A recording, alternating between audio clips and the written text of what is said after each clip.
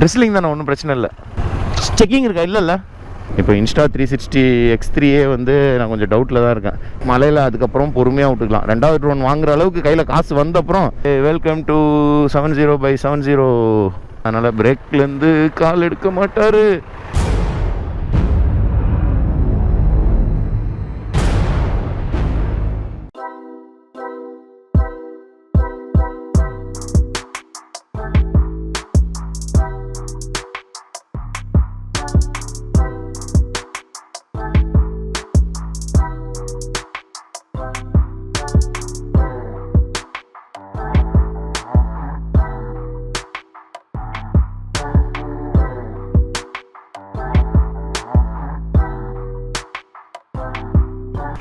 Kolli Malai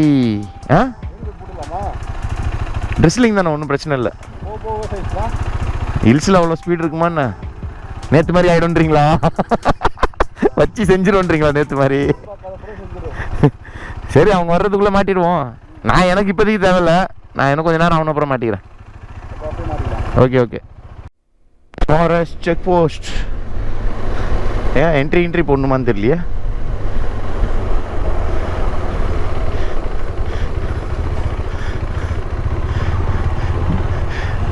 checking இருக்கா? இல்லைல்ல.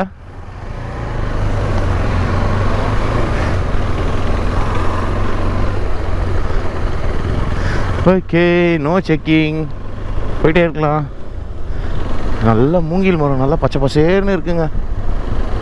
நான் ஏதோ ஒரு ஊரில் போக சொல்ல தான் பார்த்தேன். இது சத்தியமங்கலம்னு நினைக்கிறேன். சரி, சத்தியமங்கலம் இல்லை, இது என்னது மசனங்குடி. ஒரே பூரா ப்ரௌன் கலரில் தான் இருந்தது.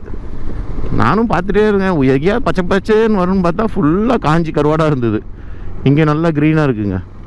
அதே மாதிரி இப்போ வந்து மழை பெஞ்சிருக்கிறனால வந்து ரொம்ப ஷார்ப்பாலாம் திரும்பக்கூடாது. நான் பூ போல் திரும்பிட்டு தான் போகிறேன். ரொம்ப வேகமாக திரும்பணுன்னா சரக்குன்னு வலிக்கிடக்கூடாது. என்னது இது? மூட்டையா? கோணியா? கோணி பையை சுருட்டி வச்சுருக்காங்க. ஓ, சைடில் சிமெண்ட்டு போட்டிருக்காங்கல்ல, அதுக்கு ஈரப்பதத்துக்காக அப்படி போட்டு வச்சுருந்துருப்பாங்க. அப்போ இதை ரோல் பண்ணி வச்சுருக்காங்க. கரெக்ட். வெற்றி ஃபஸ்ட்டு ஹேர்பின் பெண்டை திரும்பியாச்சு. ஓகே, மொத்தம் 70 ஹேர்பின் பெண்டுங்க. இது ஹேர்பின் பெண்டு நம்பர் 2. இப்போ தான் 1 திரும்பணும். ஸோ இது வந்து நம்பர் 2 போட்டிருக்கு பாருங்கள், 2/70. அப்போது டோட்டலாக வந்து 70 ஹேர்பின் பெண்டு. அப்போ நம்ம என்ன பண்ணுவோம், ஒரு 60 ஹேர்பின் பெண்டு போனோடனே நம்ம வந்து ட்ரோனை ஃப்ளை பண்ணலாம். மழை வராமல் இருக்கணும். எனக்கு வந்து மேகத்தை பார்த்தா தான் பயமாக இருக்குது. லைட்டாக ட்ரிஸ்லிங் விழுந்தால் கூட ட்ரோன் எடுக்க மாட்டேன். அந்த ரெக்கையில் எதுலையா போயிட்டு உள்ள மோட்டரில் ஒரு சொட்டு தண்ணி போனால் கூட சோலி முடிஞ்சிடும் ட்ரோனுக்கு. அதனால் நான் ரிஸ்க் எடுக்க மாட்டேன். ஏன்னா ட்ரோன் வாங்கினதுக்கு நல்லா ஃப்ளை பண்ணி நல்லா என்ஜாய் பண்ணிக்கணும் ட்ரோனை. மலையில் அதுக்கப்புறம் பொறுமையாக விட்டுக்கலாம். ரெண்டாவது ட்ரோன் வாங்குற அளவுக்கு கையில் காசு வந்தப்புறம் தைரியமாக வந்து லைட்டு ட்ரிஸ்லிங்கில் விட்டு பழகிக்கலாம். ஏன்னா எடுத்தோன்னே இப்போமே விட்டுட்டோன்னு வச்சுக்கோங்களேன், அடுத்தது ட்ரோன் வந்து எனக்கு தெரிஞ்சு இன்னொரு 1 வருஷத்துக்கு என்னால் வாங்க முடியாது. ஏன்னா இப்போ வந்து அடுத்தது பில்டிங் ஒர்க்லாம் ஸ்டார்ட் ஆக போகுது, கம்பெனி ஷெட்டு ஒர்க் ஸ்டார்ட் ஆக போகுது, மிஷினரிஸ் வாங்கணும், ஏகப்பட்ட காசு அதில் லாக் ஆகிடும். அப்புறம் அந்த டைமில் நான் ட்ரோனுக்குலாம் காசு தனியாக எடுக்க முடியாது, கஷ்டமாயிடும். இப்போ இன்ஸ்டா 360 X3A வந்து நான் கொஞ்சம் டவுட்டில் தான் இருக்கேன். இப்போ எடுக்கலாமா இல்லை அந்த 40,000 ரூபா காசுக்கு ஏதாவது ஒரு மிஷினுக்கு இன்வெஸ்ட் பண்ணிடலாமான்னு பார்த்துட்ருக்கேன். ஏன்னா ஏற்கனவே 3 கோப்ரோ ஆயிடுச்சு. அதனால் இதை வச்சே மாற்றி எடுத்துக்க வேண்டியதான். இன்னும் கொஞ்சம் நாளைக்கு ஷெட்டு போட்டு ஒரு 6 மாதம் கழித்து எல்லாமே புதுசு வாங்கிக்கலாம் மறுபடியும். இன்னும் ஏதோ கல்லுலாம் உடஞ்சி கிடக்கு. வண்டி ஒரு வண்டியாக விட்றாங்க. இங்கேருந்து மேலேருந்து ஓய் லாரி விடாத மேலே லாரி வருது கத்திட்டு கிடக்குறாரு. இந்த சைடு ஃபுல்லாக கட்டுறாங்கன்னு நினைக்கிறேன். ஃபுல்லாக எந்த வியூவில் போகலாம்? எவ்வளோ ஹேர்பின் பெண்ட் ஏறி இருக்கும்? இல்லைங்க, இந்த ஹேர்பின் பெண்ட் நம்பர் பார்ப்போம். 36. ஐயோ, இன்னும் 34 இறங்கணுமா? ஓகே, இன்னொரு 20 ஏறிட்டு அதுக்கப்புறம் ஏதாவது நல்ல வியூ இருக்கான்னு பார்ப்போம்.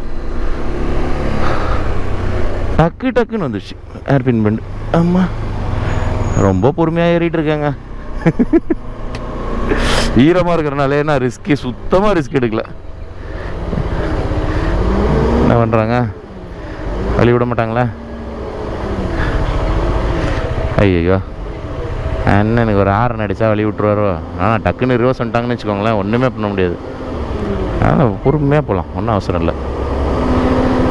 கொஞ்சம் அவர் பார்த்துட்டு நம்மளுக்கு வழி விட்டாருன்னா சல்லுன்னு போயிடலாம்.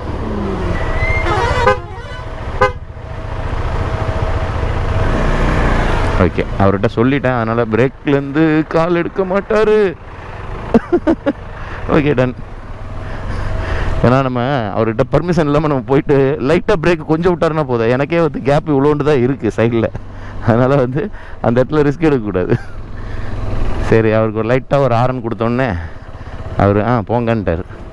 அதனால் ஃப்ரீயாக போயிடலாம்.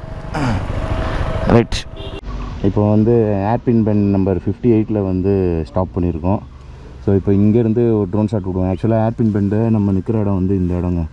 ஸோ இங்கே இருக்கா, நம்ம ட்ரோனை இங்கே ஃப்ளை பண்ணி டுவர்ட்ஸ் நமக்கு ரைட் சைடில் ஃபாலோ பண்ணோன்னா நமக்கு இந்த ஹேர்பின் பெண்ட் கிடைக்கும். ஓகே, இப்போ drone shot in 3, 2, 1.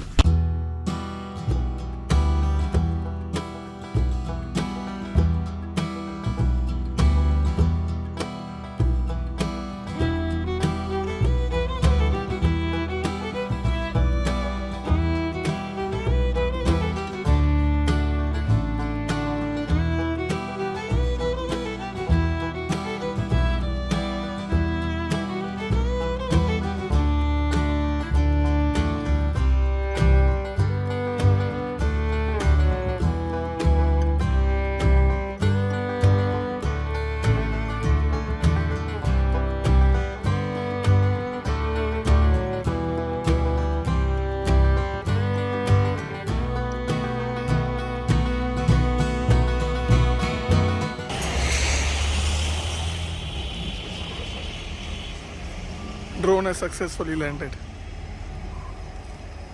Project completed. Okay friends, இப்போ பார்த்தீங்கன்னா ஹேர்பின் பெண்ட் நம்பர் 69க்கு வந்தாச்சு.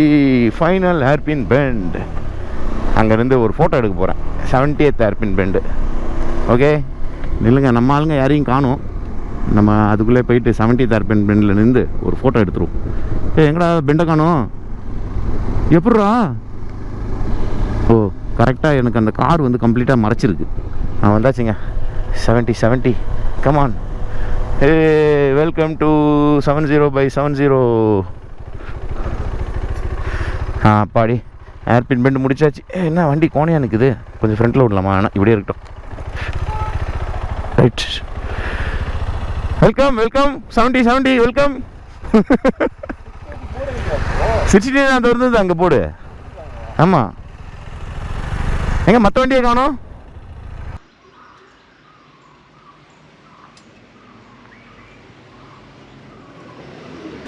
ஓகே ஃப்ரெண்ட்ஸ், இப்போ பார்த்தீங்கன்னா வந்து நம்ம 70th ஹேர்பின் பெண்ட் வந்தாச்சு. ஸோ இங்கே பாருங்கள், எவ்வளோ பெரிய லாரி பின்னாடி ஏதோ லோடு எடுத்துகிட்டு போகுது. ஸ்லோவாக திரும்புகிறாங்க. அந்த இந்த மிஷினுங்க, சிமெண்ட்டு கலவை போடுறாங்க. அவங்க பாருங்க எவ்வளோ ஜஸ்ட்டில் போகுது மரத்துக்கு. அந்த வண்டியோட பாடி டிரைவர் உட்காருவாங்கள்ல, அது இந்த கிளைக்கு பக்கத்தில் அப்படியே போகுது. செம்மையாக போச்சு. So welcome to 70th hairpin bend. ஆனால் நிறைய பேர் வந்து 72ன்னு வாங்க. நானும் அந்த 72ன்னு நினப்பிலே தான் இருந்தேன். பார்த்தா 70 தான் போட்டிருக்கு. இடையில வேறு ஏதாவது ஹேர்பின் பெண்ட் வருதான்னு பார்த்துட்டு நான் உங்களுக்கு அப்டேட் பண்ணுறேன். ஓகேவா? இப்போ ஃபோட்டோ செஷனை முடிச்சுட்டு அப்படியே கிளம்ப வேண்டியதான். ஹேர்பின் பெண்ட் நம்பர் 70லேருந்து வித்தியாசமாக ஃபோட்டோ எடுத்தாச்சு. அந்த 70/70 ஹேர்பின் பெண்ட் இருக்குல்ல, அது மேலே என் ஜாக்கெட்டை போட்டு ஹெல்மெட்லாம் போட்டு நிறைய ஃபோட்டோஸ்லாம் எடுத்தோம். சரி, நான் ஸ்லோவாக போயிட்டு இருக்கட்டுமா? அப்படியே வாங்க. ஏதாவது ஜங்ஷன் பிரியுதுன்னா அங்கே முனையில் வெயிட் பண்ணுறேன். Okay done. சரி வாங்க, நம்ம அப்படியே ஃப்ரெண்டில் மூவ் ஆகும். அவங்க வருவாங்க. ரைட், ரொம்ப நேரம் நின்றுட்டு ஸ்வெட்டிங் ஆக ஆரம்பிச்சிச்சுங்க. குளிரே இல்லை. ஏற்காடுலையாவது பரவாயில்ல, கொஞ்சம் நைட்டுக்கு வந்து நல்லா குளிர் இருந்தது. இங்கே இருட்டினப்புறம் தான் சில்னஸ் ஏறும்னு நினைக்கிறேன். வண்டி ஓட்ட சொல்ல கொஞ்சம் நல்லாயிருக்கு, அவ்வளோதான். மற்றபடி ஒரு மாதிரி அவியுது. ரொம்ப நேரம் கிட்டத்தட்ட ஒரு 40 மினிட்ஸ் கிட்ட அந்த 70th ஹேர்பின் கிட்ட தான் வெயிட் பண்ணிகிட்டு இருந்தோம். ஒரு 3/4 மணி நேரம் வெயிட் பண்ணிட்டோம். இப்போ இன்னும் நம்மளுக்கு ரூமுக்கு வந்து எவ்வளோ தூரம்னு பார்த்தீங்கன்னா, மேப்பு ஓடியாரா? ஐயோ, இன்னொரு 13 மினிட்ஸ், 6.5 கிலோமீட்டர் தாங்க. நேராக ரூமுக்கு போயிட்டு லக்கேஜ் எல்லாம் தூக்கி போட்டு ட்ரெஸ்ஸை சேஞ்ச் பண்ணிட்டு வெளியே சுற்ற போக வேண்டியதான். இப்போ டைம் வந்து பார்த்திங்கன்னா 2:48 ஆயிடுச்சு. மேக்ஸிமம் ஒரு 3:30க்கு ரூம்லேருந்து கிளம்பிடணும். 3:34 கிளம்புனா கூட அட்லீஸ்ட் ஒரு ஸ்பாட் இல்லை 2 ஸ்பாட் பார்த்துடலாம் இன்றைக்கி. ஓகே, நாளைக்கு வந்து காலையில் கிளம்பியாச்சுன்னா ஆகாய கங்கை நீர்வீழ்ச்சி அதை பார்த்துட்டு அப்படியே ரூமை செக் அவுட் பண்ணிட்டு நேராக சென்னை அடிச்சிட வேண்டியதாங்க.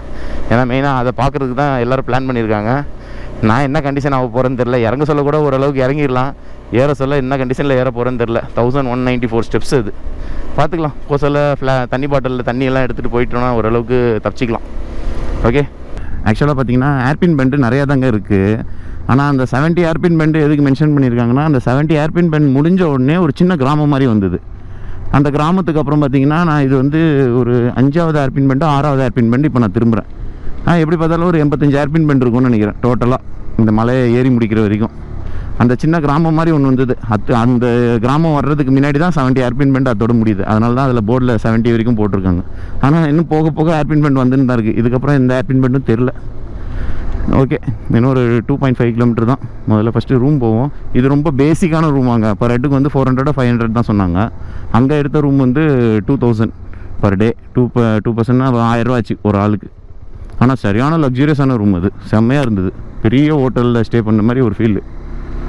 ஓகே ஃப்ரெண்ட்ஸ், இப்போ பார்த்தீங்கன்னா வந்து ரூமில் வந்து செக்இன் பண்ணியாச்சு. இது ஆக்சுவலாக வந்து நார்மல் அந்த இது மாதிரி இல்லை. இது என்ன சொன்னாங்க, மேன்ஷன். ஸோ நிறைய ரூம்ஸ் இருக்குது, ஃபுல்லாக ரூம்ஸ் லைனாக பேக் சைடு. ஸோ அங்கெல்லாம் பார்த்தீங்கன்னு வச்சுக்கோங்களேன் சுற்றி வர இருக்குது. நாங்கள் எடுத்துருக்கிறது வந்து 2nd ஃப்ளோர் வேறுங்க. எல்லா லக்கேஜை தூக்கிட்டு வரக்குள்ளே போதும் ஆயிடுச்சு. இப்போ என்ன பண்ண போகிறோம், ஃப்ரெஷ்அப் ஆயாச்சு. இப்போ வந்து நேராக வந்து சீக்குப்பாறை இருக்குல்ல, சீக்குப்பாறை வியூ பாயிண்ட்டுக்கு போகிறோம். போகிற வழியில் வந்து லஞ்சு சாப்பிட்டுட்டு அப்படியே போக வேண்டியதான். இப்போ டைம் வந்து ஒரு 3:10 ஆகிடுச்சு. ஸோ இப்போ ஃபஸ்ட்டு வந்து ஸ்ட்ரெயிட்டாக வந்து லஞ்சு முடிச்சுட்டு அதுக்கப்புறம் அந்த வியூ பாயிண்ட் போய் பார்க்க போகிறோம். வியூ பாயிண்ட்டுக்கு மேபி நான் ட்ரோன் எடுத்துன்னு போனால் தான் போவேன்னு நினைக்கிறேன். ஏன்னா சில இதில் வந்து ரெஸ்ட்ரிக்ஷன் வச்சுருப்பாங்க, வியூ பாயிண்ட்டில் ட்ரோன் விடக்கூடாதுன்ட்டு. சரி, அதை நம்ம பார்த்துக்கலாம். எதுக்கும் கையில் வச்சுப்போம். பேக் தான் எடுத்துன்னு போகிறேன், பேக்கில் வச்சுப்போம். விட வேணான்னு சொன்னாங்கன்னா அது பார்த்துக்கலாம். அது நம்ம பிளான் பண்ணுவோம், எப்படி விடுறதுக்கு ஐடியா பண்ணுவோம். ஓகே, இப்போ வாங்க வண்டி எடுத்துகிட்டு கிளம்பலாம். இப்படி பறந்து போய் அந்த மரத்து மேலே அங்கே உட்காந்துருக்குங்க. இதோ இருக்குது பாருங்கள், இது ஆண்மயில். தோகையை பார்த்தீங்களா? வாவ், இந்த இடம் பார்த்தோன்னே எனக்கு ஞாபகம் வந்துச்சு. குரங்குக்கு எனக்கு ஒரு பெரிய போராட்டம் நடந்தது இந்த இடத்துல தான். மின்னல் வேகத்தில் செல்கி கொண்டிருக்கிறார், காலை நினைத்து விட்டார். கூட்டமே இல்லாமல் ஃபால்ஸில் குளிக்கிறது அது ஒரு தனி சொக்கங்க. இது நான் இப்படி போட்டு வச்சுருக்காங்க.